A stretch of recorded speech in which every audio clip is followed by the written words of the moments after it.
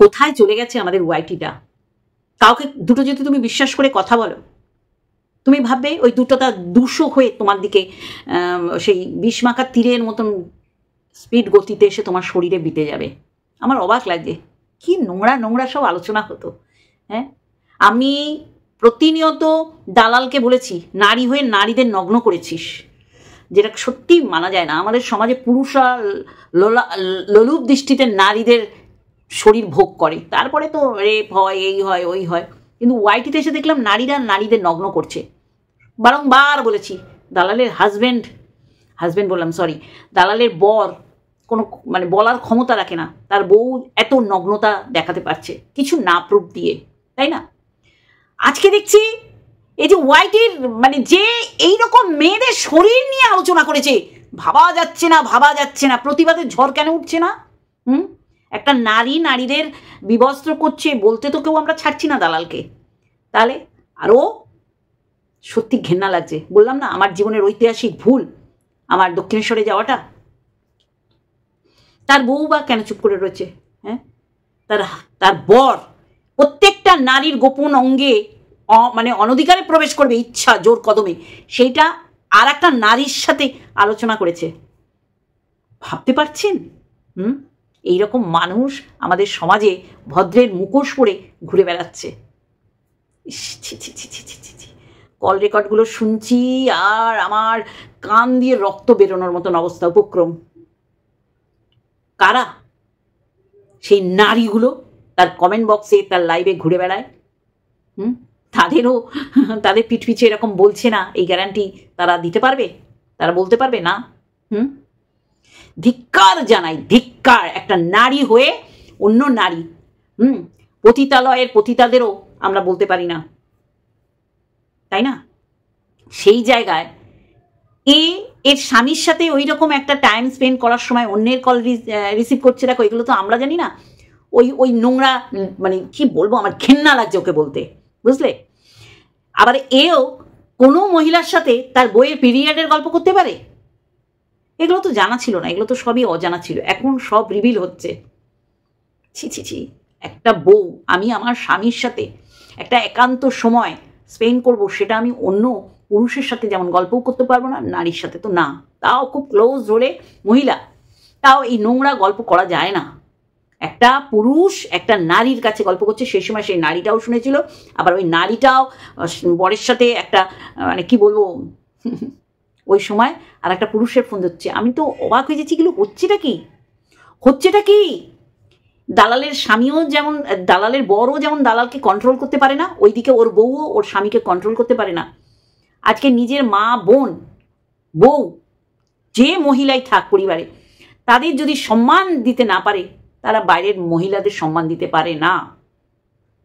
প্রতিবাদের ঝড় ওঠা উচিত। ছি। তার মানে এই ভদ্র ভালো মানুষের সুযোগ সে দেখায়, আপনি আগে করে পিঠ পিছে এইসব কথা বলে। আমি বলছি না আমার 14 পুরুষে ভাগ্য ভালো যে আমার চরিত্রের কোনো রকম খুঁত খুঁজে পায়নি। ফেসবুক ঘেটে ফেলেছে, খুঁজেছে, প্রচুর খুঁজেছে, যদি কিছু পাওয়া যায়। আজকে তো পরিষ্কার হয়ে যাচ্ছে, কন্ট্রোভার্সি ক্রিয়েটাররা ভিডিও টু ভিডিও করব, কারো ক্ষতি না, কারো বদনাম করব না, না দেখে। আর এ তো ষড়যন্ত্র করেছে এক একটা নারীর এগেনস্টে, কিভাবে নোংরা নোংরা নোংরা নোংরা কথা বলেছে। তারপরেও সে কমিউনিটি পোস্ট দিচ্ছে ছড়া কেটে কেটে। দালালকে যদি বলতে পারি, একে কেন বলতে পারবো না? দিনের পর দিন ডে 1 থেকে শশা কলা নিয়ে অন্য নারীদের ঘরে ঢুকে গেছে। সেই সময়ও ওর চারপাশে দিদিগুলো কিছু বলেনি। আজকেও তারা আলোকিত করছে, প্রতিবাদ করছে না যে এগুলো কি বলেছো। মানুষের সাথে ফোনাফুনি করাই যায়? তাহলে এরকম কদর্য নোংরা 2-4টে এইরকম খিস্তি, হ্যাঁ? ছি।